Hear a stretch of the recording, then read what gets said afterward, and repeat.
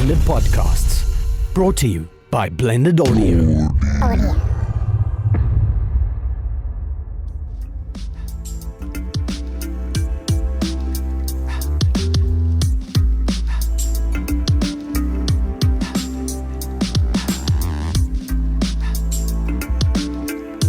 Hello and welcome to Center Stage, a South African film and theatre podcast. I'm your host, Alistair Kingan-Daniels. And I'm your co-host, Peter Bates. And Alistair, today we are talking about Shakespeare.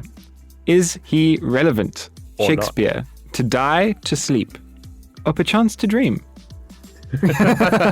Okay.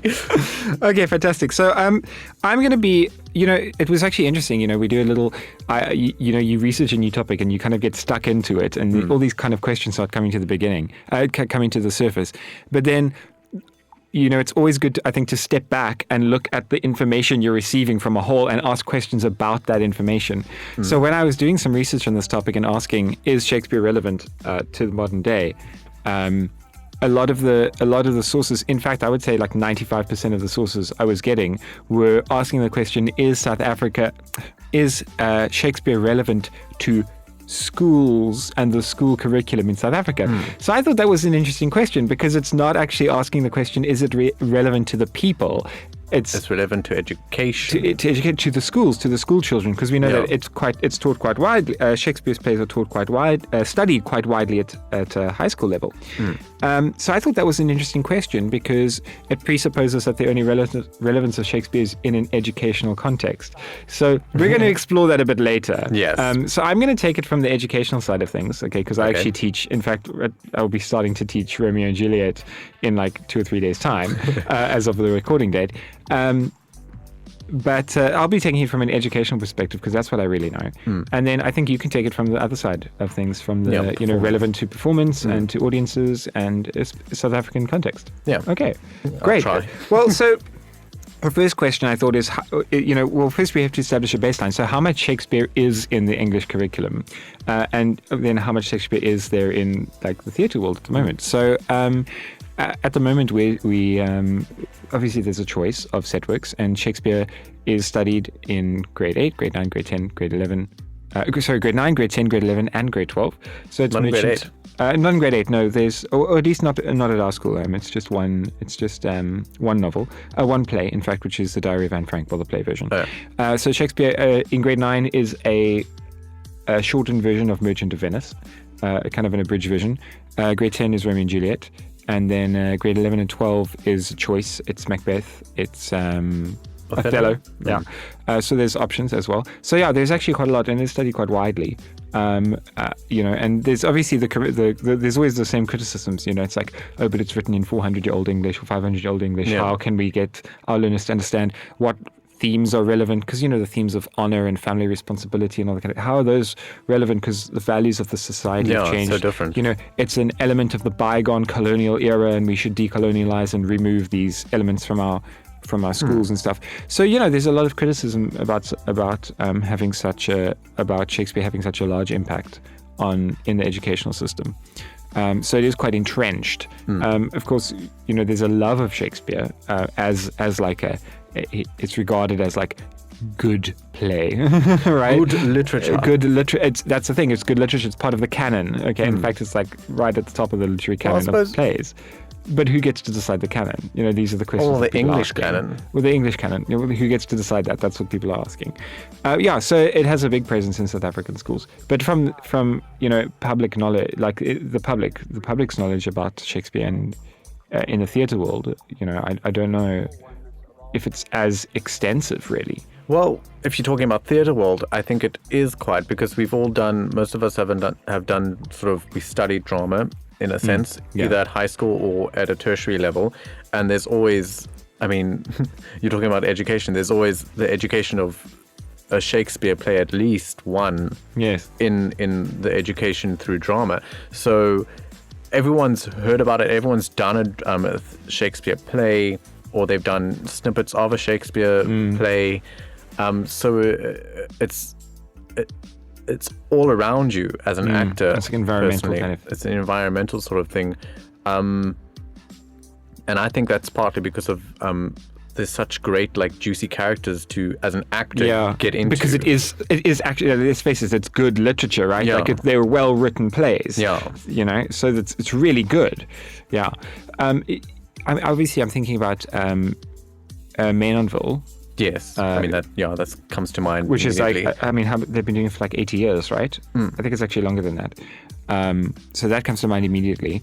But then, for example, you get other little productions. Yeah, like one of our co-actors in Halfway In was in a production of what's it called? Othello, A Woman's Story. A Woman's Story, and all the roles were taken by women, right? Yeah.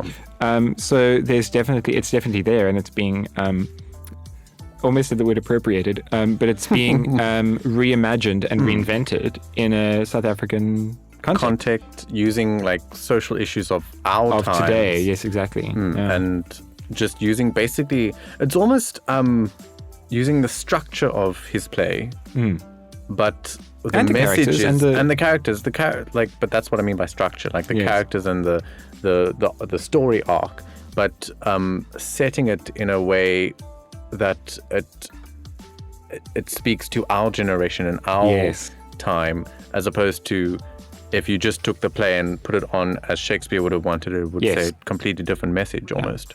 Well, I mean, even looking at what's been done at Maynardville, it's like a reimagining. It's not to make it relevant, but it's to make it. I disagree, though. Oh, really? I think this is to interesting. make it relevant. Well, I don't know, because it's like we're all. What's the idea? It's like we all know. We're all humans, so we all share the same emotions and drives and whatever. And these are like well-written characters who are like the epitome of that human emotion. So it's like, well, you should understand it, right? Yeah. But it is to make it more relevant and to kind of just change the way it's approached and perhaps take off an edge. Because I mean, if you look, it was Taming of the Shrew.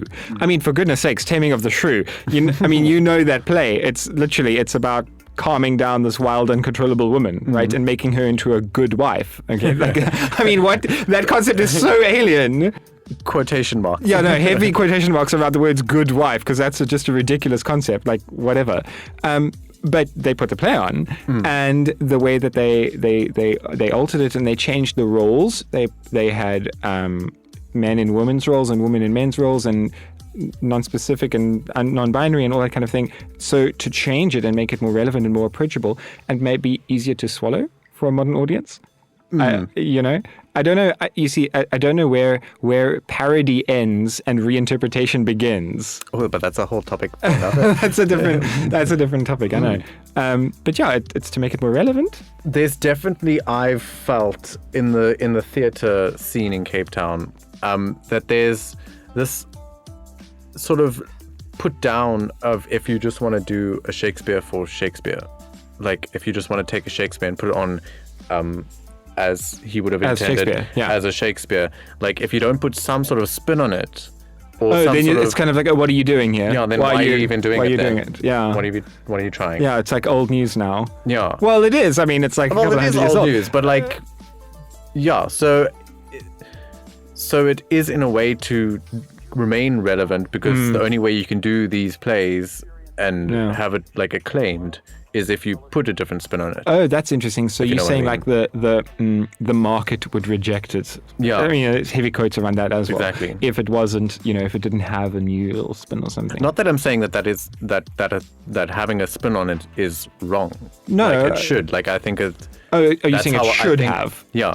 I think that's how Shakespeare is going to continue to be so, in my mind, important in the future, is if we make it relevant. Make it relevant. Yeah, if we reinterpret it. Yeah, well, you see, that's the thing about theatre, is that it has to be of the time, right? And, where you can sympathize with the characters and we can understand, but I think, it's like taking anything out of context. That play is a product of a very specific background and political background and socio-economic background, a set of circumstances that doesn't exist in the modern day. So it deals with things, and even if we have an academic understanding of it, even as a scholar, you study the time period and the people, and you have an academic understanding of it, you still don't have that immersed in the culture experience as you do in perhaps, as the people who were there at the time. I suppose. So perhaps that is why it's necessary to reinterpret and to respin, is to kind of make it familiar. Because like right? what everyone like, this is the go-to argument that everyone gives, as they say that the characters and the stories are so universal, right? Yes, exactly. So why that's can you not then wrong? Why can you then not change? Like if the core of the character is so universal, what form they take on stage and what clothes they wear and how they speak doesn't have to be preserved. Yeah, it can be discarded and the soul of the play can still exist along. Oh, that's interesting. Okay. Yeah. So, but I'm saying, so there's I got to try and formulate my words here. There are people who say that that it's relevant because the characters and the plots are universal, correct? Yes. And the way we're saying to do that, to keep it relevant, is to take away everything else, like I was saying earlier. Yeah. And put in our own circumstances, but keep the characters. Because the characters are so juicy as an actor. Like Iago. Like, yes. Who doesn't want to play Iago? So you can take those pieces. It's almost like you pick and choose Shakespeare. Yeah. Like you can take these pieces of Shakespeare and those live on, and those are relevant and cool and fun to have. And the rest of the old and stuff the rest you can discard. change. Yeah. Well, But it's not necessarily discarding completely. It's just tweaking here and there, slight plot devices. Yeah, that's an interesting idea, and I think it's necessary to do that. I was actually... So there's this American movie, which is She's the Man. Have you seen it? I haven't seen it, but I've heard of it. It's adapted from 12th Night, but it's set on an American college campus. And I watched it a long time ago. Okay, not a long time ago. I watched it a while ago. And I'm just thinking to myself, this is so familiar. Like, I'm sure I've read the story somewhere. And it's 12th Night. Okay, so it's a great story. However, the only thing it really inherits is the story and maybe some of the names of the characters, okay? But it is a Shakespearean story. We've got the love triangle, and we've got the the idea of the Starcraft lovers, and we've got the love triangle, and we've got the mistaken identity, and we've got all those Shakespearean tropes, okay? And they're Shakespearean tropes because he's the one who popularized them. Yeah. Okay? Not because he's... Isn't that why it's important to learn about Shakespeare? To know where all these themes came from, like these words, these ideas. Like he was the OG. The OG. the OG, the original Shakespeare. Because what you were just saying, you're watching this movie and you're going, I've seen this before. Yeah. And yes, you've seen it before in Shakespeare. I read it, in fact. Well, you read it in Shakespeare. Yeah, so that's interesting. So you're saying, but I mean, I would take the devil's advocate position and say, yes, but we can learn about those things. Oh, we can learn about those things. We don't necessarily have to study Shakespeare to learn about those tropes because they've been reused in so many other forms, and those tropes and those conventions have been reused elsewhere. Why would we have to use Shakespeare specifically to learn about them? But then you get people who are like, oh, they see a movie and they're like, oh, this is such a wonderful, plot. It's never been done before, and then you're like, oh, you just haven't actually read Shakespeare. But isn't that how stuff falls out? So what about so Shakespeare is like this celebrity, okay? So what about Marlowe, Christopher Marlowe? Yeah, he's got plays too. He's got plays too, exactly. I don't know a single one of them. Exactly, but that's exactly my point. So Christopher Marlowe's plays are regarded as fantastic as well, but they're just not popular. They're just not famous. It's not like if you say Marlowe and everyone's like, what? If you say Shakespeare and anyone on the street will know who Shakespeare is. But how many sayings and how much did he contribute to English? Well, I mean, just on a language level, did he? But that's one of the reasons why Shakespeare is also quite popular, is because you can see the evolution of language through his plays. Okay, so is he popular because of all the contributions he made, or were those contributions adopted because he was popular? Ooh. Okay, so now we got kind of two things there, and I know we could say either one of those things. But the point is that Marlowe was widely regarded as a fantastic poet and writer, author. And in fact, there's like some conspiracy theories to say he wrote all of Shakespeare's plays, whatever the case is. Okay, but it was a group. Don't you know that? Oh, was it a whole group of them? Oh, sorry, I forgot. And whatever. So, but we don't study his plays. Yeah, because Shakespeare just happened to win the lottery, right? Yeah, he just won the lottery, the popularity lottery. But now you're being sort of like, I don't know, like. Yeah, on purpose. I'm being argumentative. Yeah, exactly. Okay, fine. So I want to go back to the school thing again. And so the question is now, if the kids are studying Shakespeare, do they have time to study other novels? That's a good point. Okay. So is there space for like, so the whole decolonial idea is, okay, we have to get rid of this invasive, and I use this term with heavy quotes around it as well, Western influence. Okay, because I mean, that's an interestingly debated topic. So we have to get rid of this Western influence, and we have to value authentic African voices. Do we have to get rid of Shakespeare to do that? Is Shakespeare an unwelcome influence? Okay, do we have to get rid of Shakespeare to do that? Is there enough time, as in like actual class time, but also is there enough like time in like the roadmap and how we are transforming our country? Is there enough time to look at other elements as well, or do we need to discard them? So do we chuck Shakespeare out? Okay, so I have a few opinions about this. Good. So that's why we're here. So I would say I would want Shakespeare to stay just because of when you're doing sort of English. Yeah. You're learning about, I mean, it's in the name. Yes, you're learning how to speak and how to be literate, but you're learning sort of the canon of English literature and like the important parts of English literature. And I think Shakespeare is a very important, whether or not he just got the luck of the draw, he's a very integral part to the language structure. Yeah. Of how we speak today. So I think it's important.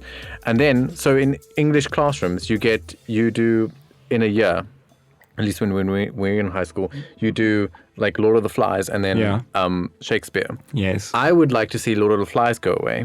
Which is gone now. We do Mother to Mother, which is the story of, written by Sindiwe Magona, which is the story of Amy Beale. Okay. So and it's written from the mother, the mother's perspective and written to Amy Beale's mother. It's like a series. So there has been that. So there has been transformation in that respect, or at least at the school I'm at, right? Yeah. Okay. So that's what I would like to see more of. So I say keep Shakespeare because I think it's important. But then when you want it, there's in terms of time, like physical time. Actual time in the classroom time. In the classroom, right. You do two things, like 2 halves of the year, effectively. Okay. So keep the Shakespeare part, and then the other half can be something more relevant to the culture. Yeah.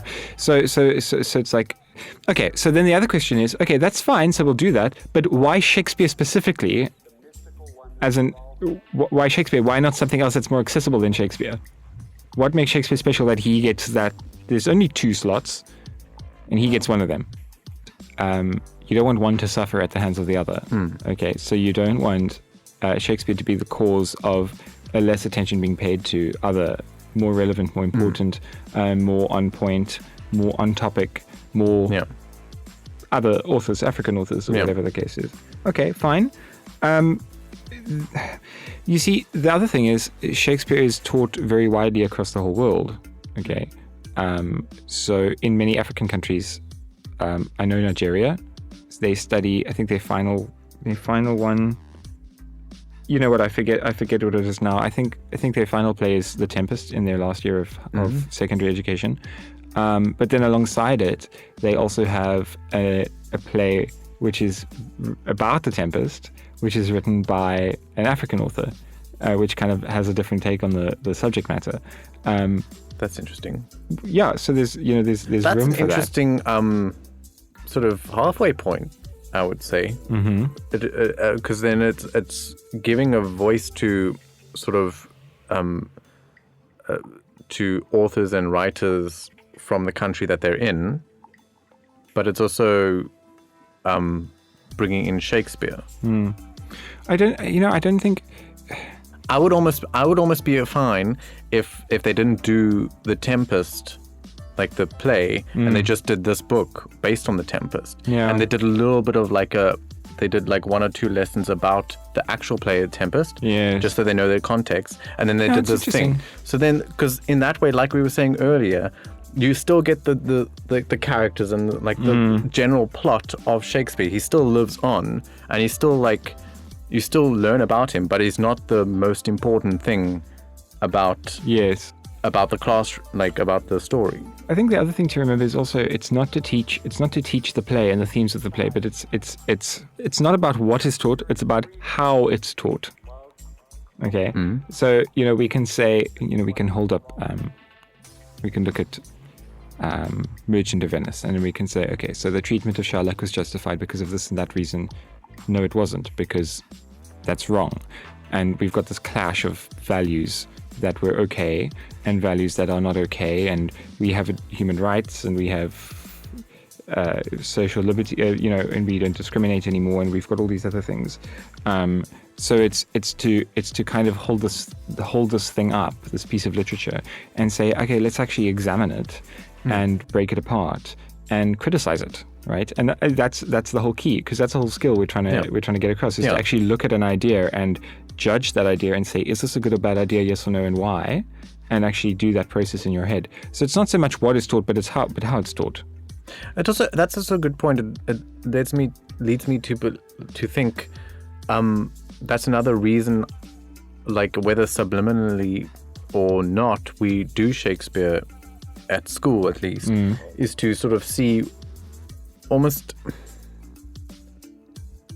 Because if you didn't do Shakespeare, then you'd have like a whole generation of people not knowing through Shakespeare how things were and how we've progressed. But what will they know instead? Exactly. They will know something perhaps more valuable instead, rather than looking back, is to actually look forward and say, well, this is the way things are going, and we look at that through different texts, different novels. To know where things are going, you need to know like where it came from. Okay.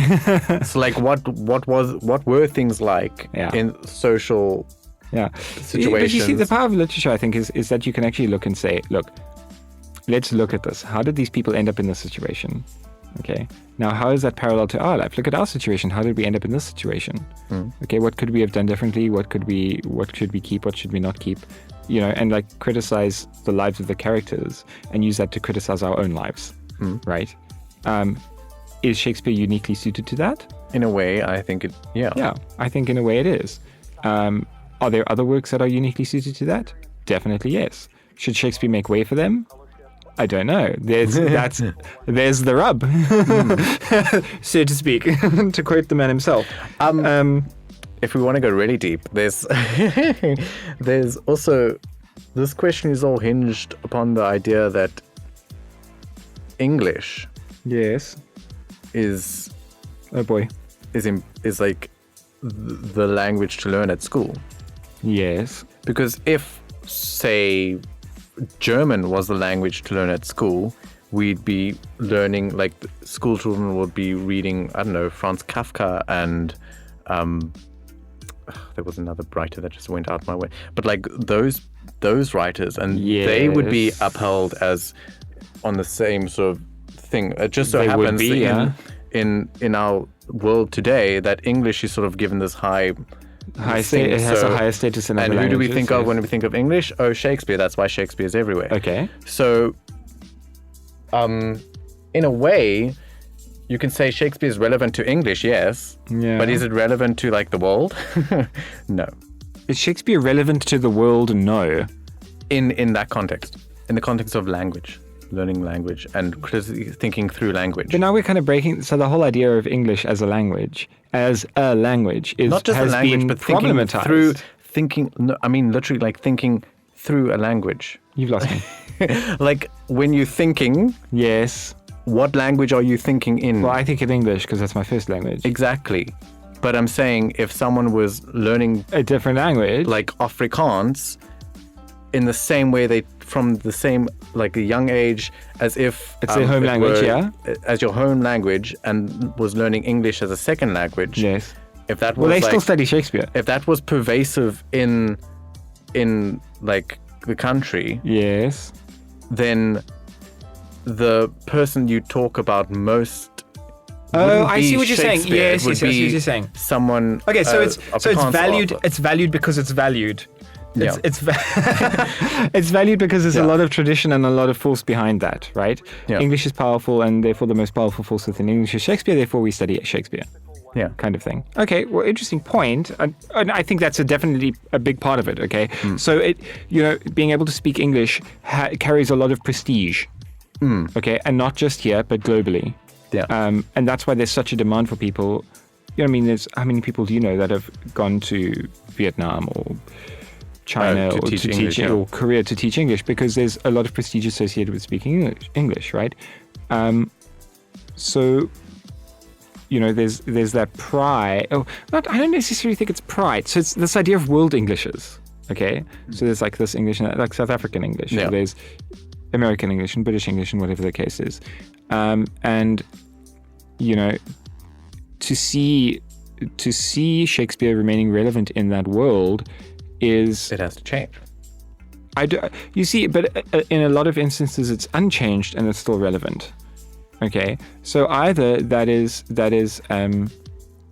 either Shakespeare is a tool of perpetuating the idea that there is a prestigious English and you need to be part of it. Okay, do you see what I mean? Which I think to a certain extent Shakespeare is, because if you can understand Shakespeare, it means that you have a very good grasp of English. a powerful type of English, a certain version of English, That no one ever speaks. which not necessarily, but you have a certain level of literacy in the English language. Okay, and that skill is okay. So there's a certain level of, but if Shakespeare is being used as a tool to instill that academic elitism, then it needs to be done away with. Okay, because, well, at least to me, because I don't believe that. I don't believe that's necessarily the case. I suppose then it's really the relevance lies in the purpose. That, like, why do we teach Shakespeare to our children? If we're teaching it for, like you were just saying, academic, what's the word that you just said? Academic elitism. Yes. Then that's probably wrong. That's but wrong, if you're yeah. using it to teach people about the world and the society they're in, and you can use Shakespeare in that way, then it can be immensely useful. I've got relevant. I've got an interesting little point here. Now, it just in my research I found this little article and I thought it was interesting. It's a quote from Chris Harney in 1988. I was fascinated by Shakespeare's plays, especially Hamlet. I want to be decisive, and it helps me to be decisive when I read Hamlet. Professor Ashwin Desai's 2012 book on Reading Revolution, Shakespeare on Robben Island, tells the remarkable story of our country's greatest struggle heroes, including Mandela, Walter Sisulu, Ahmed Kathrada, and Sunny Venkatrathnam, finding solace in the words of Shakespeare during their incarceration on Robben Island. Sunny disguised his copy of the complete works of William Shakespeare as a Hindu, quote, Bible, to prevent prison guards from confiscating it. The Robben Island Bible was read and signed by many of these great men. On December 16, 1977, as the ruling National Party celebrated the anniversary of the devastating Battle of Blood River, Mandela signed his name in the volume next to the following passage from Shakespeare's Julius Caesar. Quote, cowards die many times before their deaths. The valiant never taste death but once. Mandela was known to often quote Shakespeare. He says, he gave me what I considered in the light of his age at the time to be an interesting appreciation of Shakespeare's Julius Caesar, which I very much enjoyed, says his son about Mandela's enjoyment of Shakespeare. So I think that's not to say Shakespeare's important and we need to continue reading Shakespeare because Mandela read Shakespeare. That's not what I'm saying. But what I'm saying is that literature has an incredible power to transform, and we have to be careful and selective about which literature we are teaching to our children and which we value, and it needs to be relevant to us, and we need to make it relevant. All right. And I think in theatre in Cape Town, we have had a lot of Shakespeare, traditional, and also reimagined and reinvented and made relevant. And that's the power of it, right? Does it remain relevant to the modern world? I think so. I think so as well. If you make it. If you make it. If you make it relevant, it'll remain relevant. Yeah. Fantastic. Okay, well, I think we're going to wrap it up there. Yeah, I think we've think said we're all we done. have to. Fantastic. Wonderful. Thank you so much, Alice. It's been great. Thank you, audience, for listening to us here on Centre Stage, the South African Theatre Podcast. We'll see you next time. Goodbye. King Media Productions Centre Stage is a South African film and theatre podcast hosted by Alistair King and Daniels and Peter Bates and produced with the generous assistance of Blended Podcasts, brought to you by Blended Audio. Decide to experience freedom, love, fellowship, the mystical oneness of all things.